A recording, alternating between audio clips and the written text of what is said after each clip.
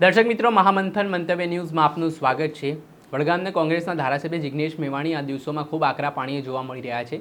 વાત કરીએ તો રાજકોટમાં જે કોળી સમાજના યુવકને રાજકોટ ક્રાઇમ બ્રાન્ચની કચેરીમાં જે ટોર્ચર કરવામાં આવ્યો છે, જે માર મારવામાં આવ્યો છે, તેને લઈને આ યુવાન હાલ સિવિલ હોસ્પિટલમાં સારવાર લઈ રહ્યા છે। તો બીજી તરફ ધારાસભ્ય જિગ્નેશ મેવાણી પણ લડી લેવાના મૂડમાં દેખાઈ રહ્યા છે।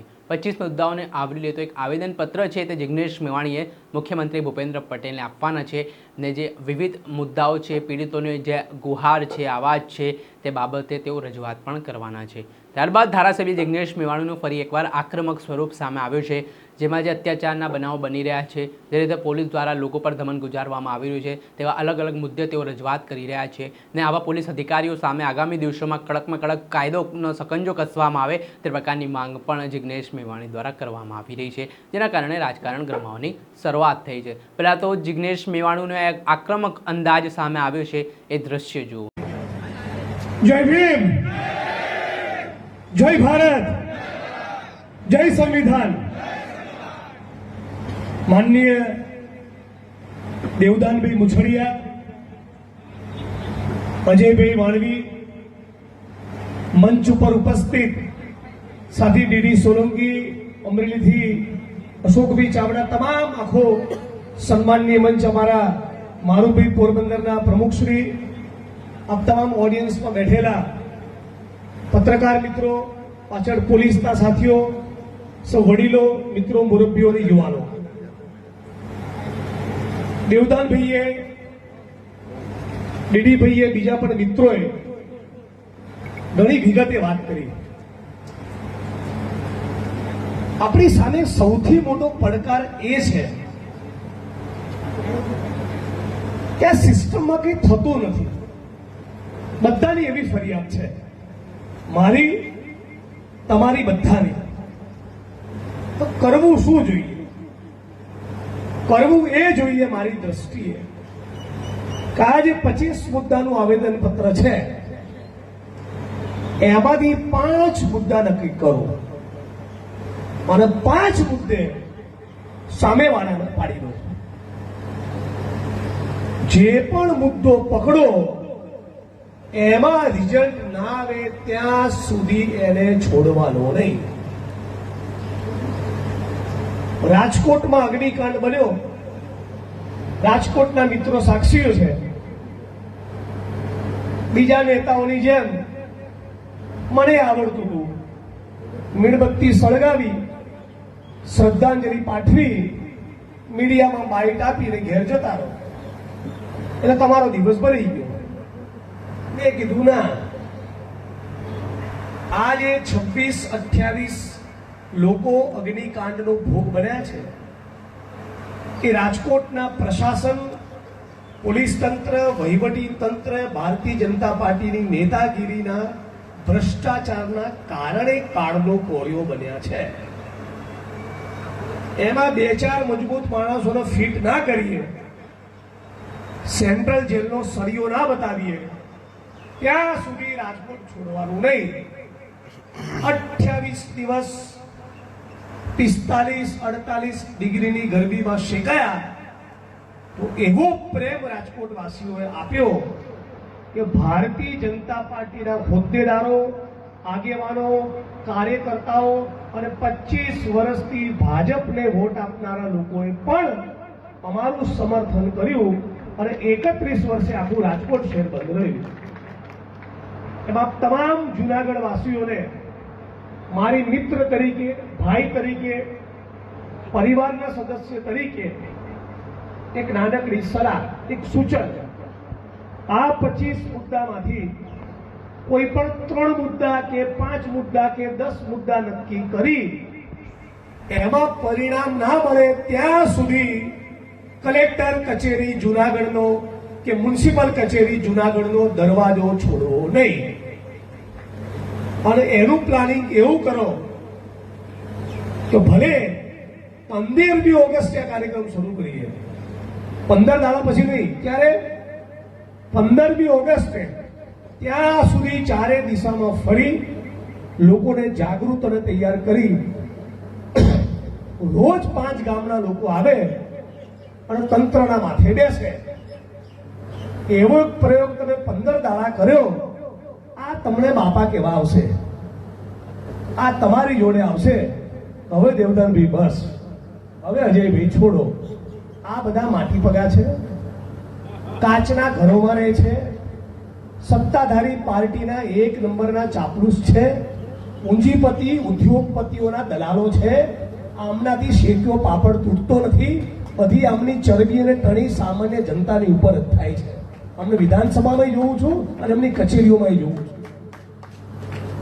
એમના ધંધા ને એમની કરતૂતો વિશે એમના પરિવારના લોકો જાણે ને તેમને એવું થઈ જાય કે શેના માટે તમે પરીક્ષાઓ પાસ કરી, આ જીપીએસસી ને પીએસસી. એમના પરિવાર લોકોને એવું થઈ જાય. હમણાં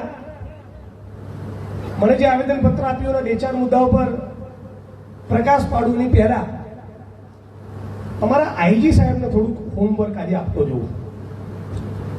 બહુ સરસ રીલ એમની બની હતી, ઇન્સ્ટાગ્રામમાં મેં જોઈ હતી. આમ ટાઈટ થઈને બોલતા હતા, ખબરદાર મારી રેન્જ છોડી દેજો. એમ આ ઉના કાંડના પીડિતો હમણાં મને કહી ગયા કે ઉના કાંડના આરોપીઓએ જેલમાં છૂટ્યા પછી ફરી બુટલેગિંગનું દારૂ વેચવાનું કામ કર્યું છે. ચલો છોડાવો એમની રેન્જ, એટલે ખબર પડે. છોડાવો એમની રેન્જ. આ બધી ઇન્સ્ટાગ્રામની રીલો બનાવવા માટે ફાંકા ફોજદારીઓ કરે છે. હમણાં 1 કલાક 4 ફોન કરું ને તો એમની કચેરીની 3 કિલોમીટરની ત્રિજ્યામાં અને જુનાગઢની ઐતિહાસિક જગ્યાની 3 કિલોમીટરની ત્રિજ્યામાં, સોમનાથ દાદાના મંદિરના 3 કિલોમીટરની ત્રિજ્યામાં 50 દારૂના અડ્ડાનું લિસ્ટ આપું. 50. હવે સવાલ એ છે કે જે અધિકારીઓ ચરસમાંથી કમાય, દારૂમાંથી કમાય, ગાંજામાંથી કમાય, ડ્રગ્સમાંથી કમાય, મારવાના પૈસા, નહીં મારવાના પૈસા, એફઆઈઆરના પૈસા, નહીં એફઆઈઆરના પૈસા, ચાર્જશીટના પૈસા, નહીં ચાર્જશીટના પૈસા, રિમાન્ડના પૈસા લેવાના, નહીં રિમાન્ડના પૈસા લેવાના, ખાણ ખરીદની લીઝોમાંથી લેવાના, જમીનના કોઠા કબાડામાંથી કમાવાનું, ધારાસભ્ય, સંસદ સભ્ય, મંત્રીઓની ચાપલુસી કરવાનું, એમના ભ્રષ્ટાચારના પાપમાં ભાગીદાર બનવાનું અને તોય ટણી પાછા જનતા ઉપર કરવાનું. આ ડીડી સોલંકીએ પોતાના માટે રેલી નથી કરી. રાજકોટમાં વાણવી નામના એક યુવાનની હત્યા થઈ અને એ યુવાનના આરોપીઓની ધરપકડની માંગણી કરી હતી. તેમાં શું ખોટું છે? એક માણસની હત્યા થાય તો એના માટે જેને સહાનુભૂતિ હોય, જે લોકો સમાનતામાં, ન્યાયમાં, બંધારણમાં માનતા હોય, એ લોકો ઘરમાં બેસી રહે કે બહાર રોડ પર ઉતરે? આ બધા મિત્રો રાજકોટના રોડ પર ઉતર્યા અને ન્યાયની માંગણી કરી. એમણે કીધું કે કોઈ પણ સંજોગોમાં તાબડતોબ તમામે તમામ આરોપીઓને જેલના સળિયા પાછળ મોકલો. તો ડીસીપી ક્રાઇમ જગદીશ પાંગરવાએ એને બહુ ફાંકો તો કાલ ઉતારી રહ્યો, આવડું મોં થઈ ગયું છે 25 પૈસા જેવું, જોઈ લેજો. તો એણે એવું કીધું કે બધા ઉપર લાઠીચાર્જ કરો. લાઠીચાર્જ કરાયો અને પછી ડીડી સોલંકીને પોતાની ચેમ્બરમાં બોલાવીને ધમકી આપી અને જે શબ્દોનો પ્રયોગ કર્યો એ શબ્દો પ્રમાણે સચોટ તપાસ થાય તો એમાં પણ પાછી અલગથી ફોજદારી ગુનાની કલમ લાગે ડીસીપી બાંગરવા સારે. અને ભાઈને એવી ધમકી આપી ડીડી સોલંકીને કે તને ગુસ્સી ટોકના કેસમાં નાખી દઈશું. તો આ જુનાગઢની ધરતી પરથી કહું છું, તારામાં પાણી હોય તો કરીને બતા એફઆઈઆર. ચાલ, મારી ચેલેન્જ છે. એફઆઈઆર મિસ્ટર બાંગરવા હવે ડીડી સોલંકી ઉપર નહીં, તારી ઉપર થવાની છે. તારી તો આજની તારીખ ને સમય એવો નોંધી રાખ. એક કોળી સમાજના યુવાન પત્રકાર આખા સૌરાષ્ટ્ર અને ગુજરાતના કોળી ઠાકોર સમાજના ભાઈઓ સુધી આ મારો સંદેશ પહોંચાડો. સુરેશ વડેચા નામના કોળી ઠાકોર સમાજના પત્રકારે મને કહ્યું કે રાજકોટના ડીસીપી જગદીશ પાંગરવાએ મારા ગુદા માર્ગની અંદર પિચકારીથી પેટ્રોલ ઘુસાડ્યું છે 2 વખત. આ વિકૃતિ વિચારો. આપણે સવાલ થાય કે તમે હૈદરાબાદમાં ને મસૂરીમાં આ તમે શેની ટ્રેનિંગ લેવા જાઓ છો? બંધારણની કે આવી વિકૃત કરતૂતો કરવાની? તમને શું તાલીમ મળી છે તમારા પરિવારમાં? તમને શું સંસ્કાર મળ્યા છે તમારા ફેમિલીમાંથી? તમને શું સંસ્કાર મળ્યા છે તમારા પોલીસ તંત્રમાંથી? તમે એક યુવાનના ગુદા માર્ગમાં પેટ્રોલ નાખો, એનો પગ તોડી નાખ્યો, એને નગ્ન કરીને ઊંધો લટકાઈને 4 કલાક સુધી માર્યો, એવું દીકરાએ પોતે મને કહ્યું. રાજકોટ ક્રાઇમ બ્રાન્ચ વિશે હમણાં જ પત્ર લખ્યો. હમણાં થોડાક સમયમાં તમારી વચ્ચે રમતો કરીશ અને ગુજરાતના મુખ્યમંત્રીને રૂબરૂ મળીને આવ્યો છું કે રાજકોટની ક્રાઇમ બ્રાન્ચ વિશે તો એવી માહિતી મળી છે કે ક્રાઇમ બ્રાન્ચની અંદર 2 આરોપીઓને એકબીજા સાથે મુખ મૈથુન કરાવવામાં આવે છે. 2 આરોપીઓને એકબીજા સાથે ગુદા મૈથુન કરાવવામાં આવે છે. ગુસ્સી ટોકના એક આરોપીનો પગ તોડી નાખ્યો અને ગુસ્સી ટોકના બીજા આરોપીની કિડની ફેલ કરી નાખી. આ છે રાજકોટની ક્રાઇમ બ્રાન્ચ. આવતીકાલે રાજ્યના મુખ્યમંત્રી માનનીય ભૂપેન્દ્રભાઈ પટેલ રાજકોટ આવવાના છે. તો અમને આ સભાના મંચ પરથી વિનંતી કરું છું કે 1 ટકો પણ તમારી સરકારમાં સંવેદના બચી હોય તો તમે 24 કલાકની અંદર આ ડીસીપી જગદીશ પાંગરવા અને જે પણ આ કરતૂત એમની સાથે સામેલ છે, જે પણ એમની વિકૃત કરતૂતોમાં સામેલ છે, બધાની સામે ફોજદારી ગુનો દાખલ કરી એમની પાછળ ધરપકડ કરી એ જ ક્રાઇમ બ્રાન્ચમાં જે હરકતો કરી ત્યાં જ ડીસીપી પાંગરવાને રિમાન્ડ ઉપર લેવો જોઈએ. તો આખા ગુજરાતમાં અને દેશમાં મેસેજ જાય કે આરોપીની સાથે પણ ગુદા માર્ગમાં પેટ્રોલ નાખવા જેવી હરકતો થઈ શકે નહીં. આજે દેવદાન ભાઈએ બહુ પીડા સાથે કહ્યું કે મ્યુનિસિપલ કમિશનર દલિત સમાજના, કલેક્ટર દલિત સમાજના, ભારતીય જનતા પાર્ટીના જિલ્લા પ્રમુખ દલિત સમાજના અને બીજા પણ કોઈ અધિકારી કે દલિત સમાજના હશે, પ્રભારી મંત્રી. મિત્રો, એક વસ્તુ સમજી લો, આ બધા માણસોનું હોવું નહીં હોવું તમારા ને મારા માટે એક સમાન છે. 4000 વીઘા જમીનના કબજા મેં ખાલી કરાયા. આ અમરેલીના ભાઈ આ પહેલી લાઈનમાં બેઠા છે, મારું બી ઉભા થાવ અને અશોકભાઈ ચાવડા હાથ ઊંચો કરો, આ બંને સાક્ષી છે. હમણાં 790 વીઘા ખાંભામાં ખાલી કરાયા.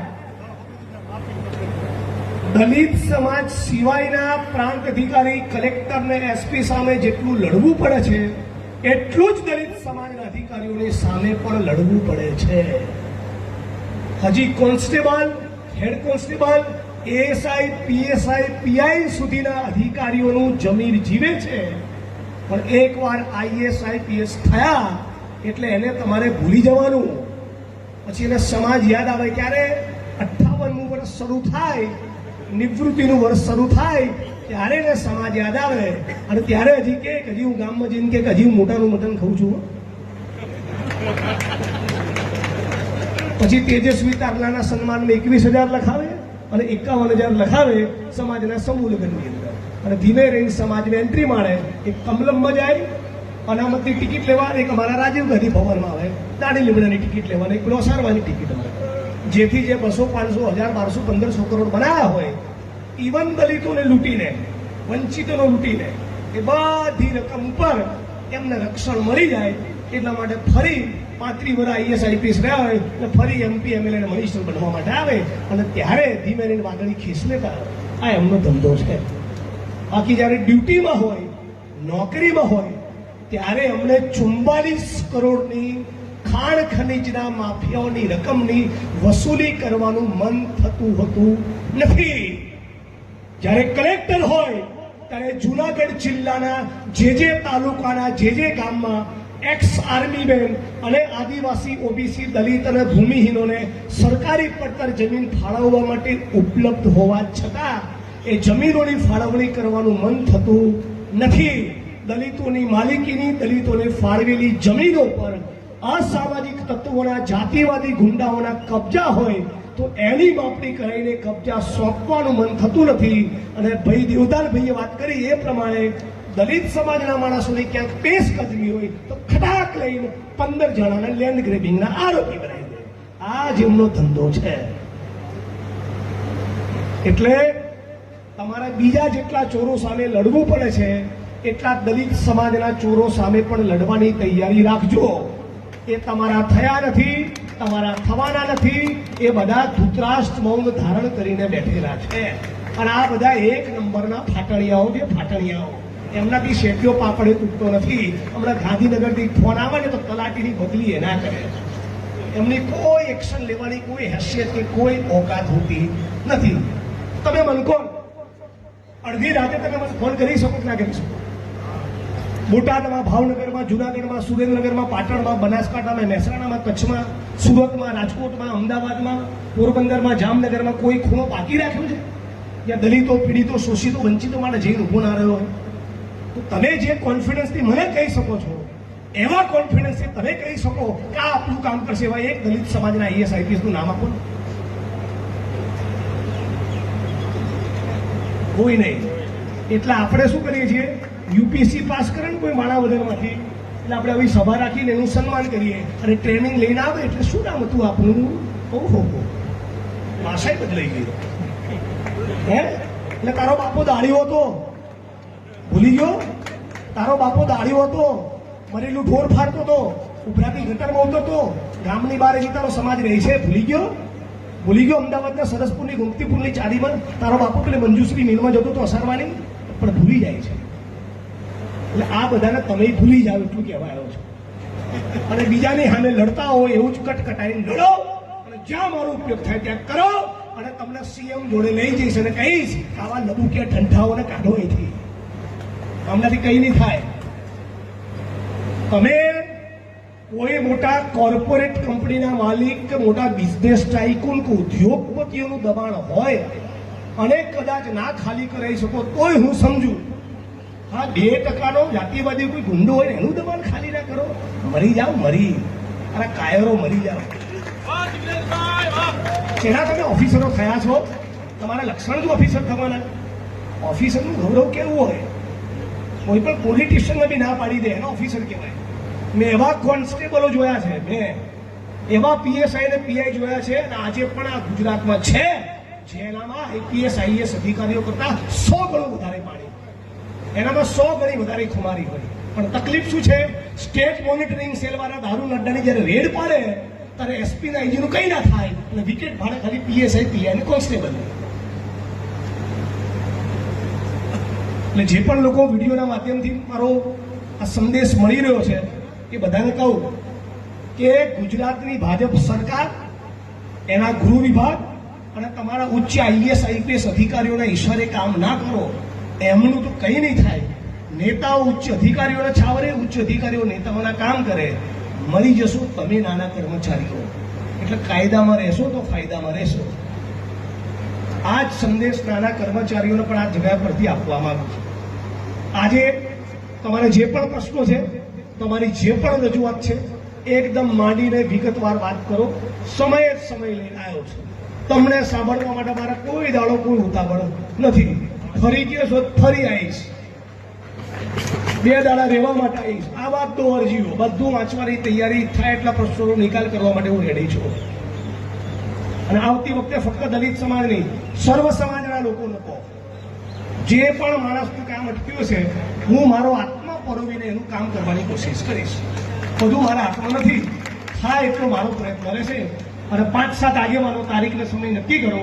આપણે રાજ્યના મુખ્યમંત્રી જોડે જઈએ અને જે પણ 25 મુદ્દાનું આવેદનપત્ર દેવદાનભાઈએ આપણી સમક્ષ રજૂ કર્યું છે એ તમામે તમામ મુદ્દાઓમાંથી અમુક મુદ્દાઓ તાળવી એના આધાર પુરાવા દિવ્યાંગભાઈ તમે રેડી કરો તો ભાઈ આ 44 કરોડ રૂપિયા લેવાના નીકળે છે, કરો કલેક્ટરના સીએમ તરીકે આદેશ. તમે આદેશ કરો, તમે આપની જગ્યા પર બેસો, તમે કલેક્ટરને આદેશ કરો મુખ્યમંત્રી તરીકે કે ભાઈ 44 કરોડ ક્યારે વસૂલવાના છો, બોલો. આ સાથણીની જમીનમાં દબાણ છે, ક્યારે ખાલી કરાવવાના છો? ક્યાં ગઈ પેલી થાર? અમારે આટો મારવો છે, મરાવો અમને.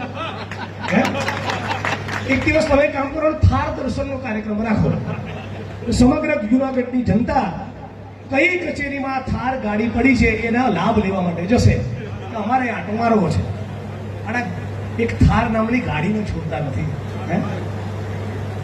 હું તો ત્યાં સુધી કહું, મને કોઈએ ત્યાં સુધી કીધું કે અહીંયા દલિત સમાજની જમીનમાં પેશકદમી બદલ લેન્ડ ગ્રેબિંગનો ખોટો કેસ કર્યો, પણ ભારતીય જનતા પાર્ટીનું કાર્યાલય પોતે પેશકદમી વાળી જમીન મૂકેલું છે. ચેક કરાવી લેજો. એની બરાબર સામે કોઈ હોટલ છે ને, ત્યાં હું રોટલા ખાવા ગયો, મને કોઈએ કીધેલું કે સામે જ આ ચોરોની ઓફિસ છે. આ ચોરોએ ગેરકાયદેસર રીતે જમીનમાં મકાનનો અમુક ભાગ જે જમીનમાં ના ખેંચી શકાય ત્યાં એમણે ખેંચી લીધો છે. એટલે મૂળ વાત એવી છે કે જે બેસિકલી શું થયું છે તમને એક વાક્યમાં કહી દઉં. આપણા દેશમાં ધારાસભ્યો, સંસદ સભ્યો અને મંત્રીઓ, આઈએસ, આઈપીએસ ના આઈઆરએસ, રિયલ એસ્ટેટના માફિયાઓ, બિલ્ડરો, પૂંજીપતિઓ, ઉદ્યોગપતિઓ અને મોટી મોટી કોર્પોરેટ કંપનીઓના માલિકો, આ બધા ભેગા મળીને નેતાઓ, અધિકારીઓ અને બિઝનેસ ક્લાસ, આ ત્રણેય ભેગા મળીને 135 કરોડ લૂંટી રહ્યા છે. એક વાક્યમાં કોઈ આ ધંધો ચાલે છે, અને આ લૂંટ ખૂંખારીને જોઈએ એવી મીડિયાવાળા બતાવતા નથી. આ લૂંટનો પર્દાફાશ કરનારા લોકોને હીરો બનાવવાના બદલે રાષ્ટ્રદ્રોહી તરીકે ચિત્ર છે. રાષ્ટ્રીય ચેનલો આ તો બધા સારા છે, રાષ્ટ્રીય ચેનલો વાળા એમના રાષ્ટ્રદ્રોહી તરીકે ચિત્ર છે, અને આખો તમાશો મૂંઘા મોઢે ન્યાયતંત્ર જોઈ રહ્યું છે. એક્શન લેવાય તો સામાન્ય જનતા ઉપર, નાના પત્રકાર ઉપર, આરટીઆઈ એક્ટિવિસ્ટ પર, પીએસઆઈ, પીઆઈ, ટીડીઓ, મામલતદાર, નાયબ મામલતદાર, કારકુન ઉપર, મોટા મિનિસ્ટરો, બિઝનેસમેન, આઈએસ, આઈપીએસ અધિકારીનું કશું થતું નથી. તો આની ગંભીરતા સમજી આપણે જેટલા પણ માણસો જે પણ ખૂણે લડતા હોય એના સમર્થનમાં જવું, એની ખામીઓ, એના ખાંચા, એની ભૂલો, મર્યાદા શોધવાના બદલે એને દરગુજર કરી ગમે તેમ તો લડે છે એટલું પોઝિટિવ પાસું જોઈ એની લડતમાં મદદરૂપ થવું, તો કોઈ તમારી લડતમાં આવશે. આટલું કહીને મારી વાણીને વિરામ.